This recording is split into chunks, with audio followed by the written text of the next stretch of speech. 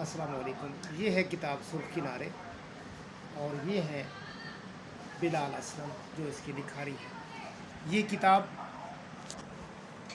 حیدری publishers کی پہلی کاوش ہے اور اسے بہت پذیرائی ملی ہے۔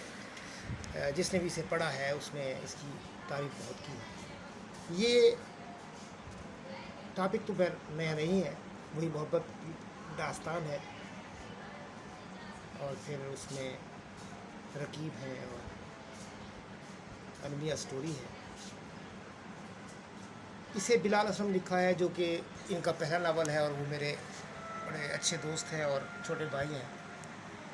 اس ناول کی چند باتیں مجھے جو پسند آئی ہیں، سب سے اچھی بات اس ناول مجھے یہ لگی ہے، یہ اس کا جو ڈکشن ہے، یعنی جو اس میں لینگویج استعمال کی گئی ہے وہ زمین سے جڑی ہوئی ہے، یعنی وہ پنجابی سرائکی اور اس طرح کا جو دیہاتی لہجہ ہوتا ہے وہی اس میں اپنایا گیا ہے، ایک بات۔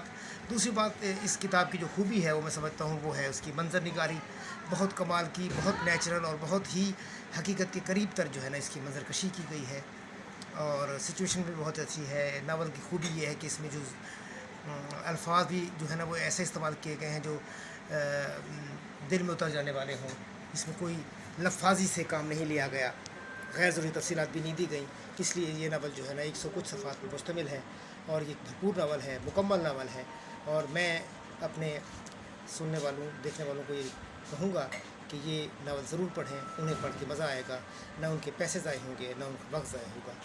تو بلال اسلم ایک نوجوان نئے لکھاری، اب ان کی دوسری کتاب بھی انشاءاللہ جلد آنے والی ہے، لیکن یہ پہلی کتاب ان کی بہت مقبول ہوئی ہے اور انہیں 2 جگہوں پر اسے ایوارڈ سے بھی نوازا جائے گا انشاءاللہ۔